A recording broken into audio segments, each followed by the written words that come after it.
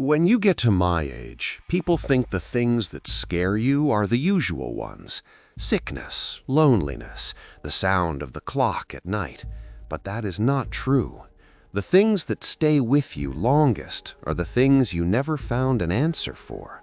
The things that happened once, long ago, and yet never really ended. I was 23 when this happened, maybe 24. It was during a summer in the north of France, though the same kind of place exists all over Europe and America too. The sort of forgotten industrial edge of a town where old factories, empty depots, broken loading yards, and rusting concrete are left to rot after business moves on. Back then, I was doing odd jobs, warehouse shifts, delivery driving, helping a friend clear scrap metal. Young men will go anywhere if there is a little money waiting. There was an abandoned freight terminal on the edge of town, not a station anymore, not really, more like a dead logistics yard. No passengers, no shops, no life. Just cracked service roads, chain link fencing, weeds growing through old asphalt, and a wide row of concrete storage platforms left under a sky that always seemed gray, even in daylight. Locals said kids sometimes went there to drink, tag walls, film silly videos for a laugh. Older people avoided it. They said the place made them uneasy. I laughed when I first heard that. When you're young, you think unease is something for other people. One Friday evening, after work, my friend Daniel asked if I wanted to help him pick up some tools he'd hidden there earlier in the week. He had been stripping copper from discarded electrical units. Illegal, yes, but in those days people did what they could. He swore it would take 10 minutes.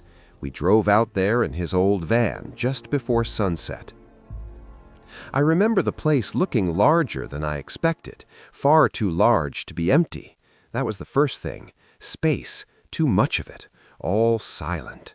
Massive loading bays with their doors missing, long concrete corridors open to the wind, bent lamps overhead that no longer worked. The smell was strange too. Dust, wet metal, old rain trapped in places sunlight never reached. Daniel went ahead with a flashlight and told me to wait near the van. He said he knew exactly where the toolbox was. I lit a cigarette and leaned against the door, watching the last daylight fade over the broken rooftops. I could hear pigeons somewhere deep inside the structure, wings fluttering, then silence again. A few minutes passed. Then I heard something. Not loud, just a scrape, like a chair being dragged over cement. I looked toward the loading platforms. Nothing. I called Daniel's name. No answer. Then it came again. Scrape. Longer this time, slower, as if something heavy was being pulled across the ground, somewhere inside the dark. I told myself it was loose sheet metal moving in the wind. That was reasonable, practical, the kind of explanation a young man gives himself when he does not want to feel his own fear beginning to rise. Then I noticed something that turned my mouth dry. There was no wind, not then, not even enough to move the weeds at my feet. And still, from inside that dead place, scrape. I wish I could tell you I got back in the van and left. That would have been the smart thing. But young men are often ashamed of fear, especially in front of their friends, even when the friend is out of sight. So I grabbed the spare flashlight and walked toward the nearest platform, calling Daniel again. My voice sounded wrong there, too flat, too swallowed. Places like that do not echo properly. Sound goes into them and seems to disappear. The concrete ramp led into a wide service area, open on one side and black on the other. I remember old pallets stacked in collapsed towers, a shopping cart on its side, broken safety signs in French and English, the kind of warning boards left over from when people still worked there. I swept the flashlight beam across the floor and saw tracks in the dust. Not footprints exactly, more like long, dragged marks, parallel lines, as if something with weight had been pulled from one end of the terminal to the other. I stood still and listened. Somewhere far ahead, deeper in the structure, I heard Daniel shout. Just once. Not words, just a sound, sharp and startled, cut off halfway. I ran then. Fear can make you faster than courage ever will. My boots slapped against the concrete, the beam shaking in my hand, breathing hard, heart thudding so loudly I could barely hear anything else. I passed broken loading doors, an empty forklift with no wheels, hanging plastic strips leading into black storage lanes. And then I saw him. Daniel was standing at the far end of the platform near an open freight bay, facing into darkness, completely still. I called his name. He did not answer. I got closer and saw something strange in the way he was standing, too stiff, shoulders raised, head slightly tilted, like a man listening to a whisper right beside his ear.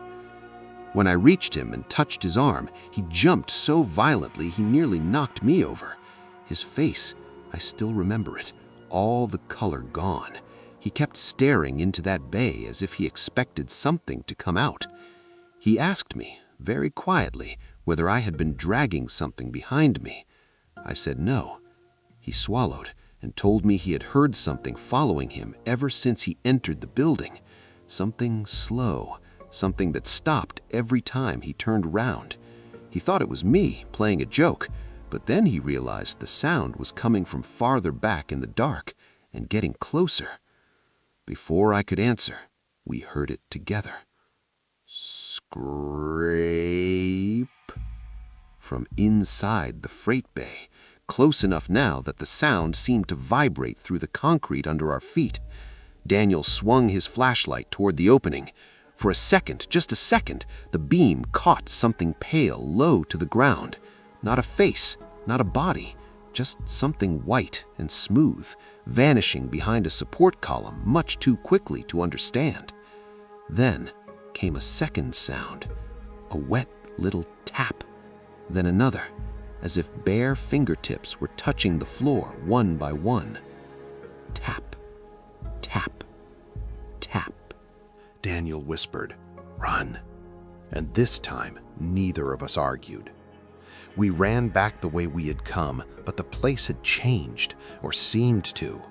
Corridors that looked open now felt narrower. Corners appeared where I didn't remember them. Shadows shifted beyond the reach of the flashlight, as if they were making room for something moving just outside the beam. Behind us, always at the same pace, scrape. Tap, tap, tap. Not fast, never rushing. That was the worst part. Whatever it was did not need to hurry. We reached the outer ramp and saw the van 50 yards away under the dying light. I have never been so glad to see an ugly vehicle in my life. Daniel fumbled the keys, dropped them, cursed, picked them up again with shaking hands. All the while, I stood facing the terminal with the flashlight raised, though I hardly knew why. Maybe I thought seeing it would make it less terrible. The entrance remained dark, still, silent. And then, from inside, at the very edge where the light failed, something leaned out. Even now, I cannot tell you what I saw. It was tall, but somehow low at the same time, like something unfolding wrong. White where it should have been dark, dark where it should have had a face.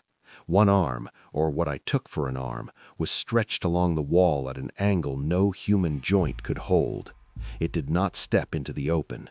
It only watched. Daniel got the van started and yelled at me to get in. I backed toward the passenger door without taking my eyes off it. Then the thing moved, not toward us, up. It climbed the inside wall of the loading bay with a dry, skittering sound, quick as a spider, and vanished onto the roof.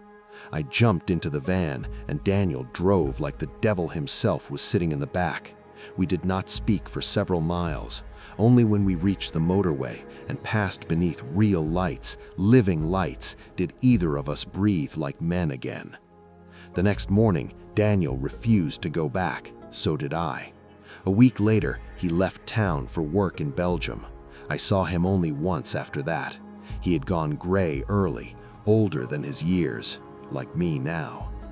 Years later, I learned the terminal had been demolished after local security men reported noises at night, tools going missing, motion sensors triggered in empty sections. Practical explanations were given, of course: vandals, animals, drifters. Maybe. That is always the word people use when reality becomes inconvenient. But I will tell you this, and I mean it.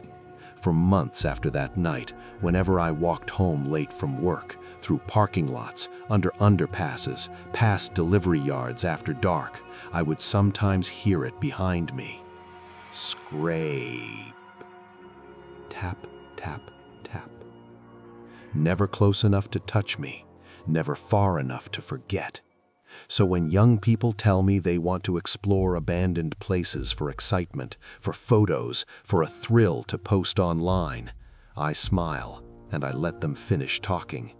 Then I tell them what I know. Some places are not empty. They are only waiting.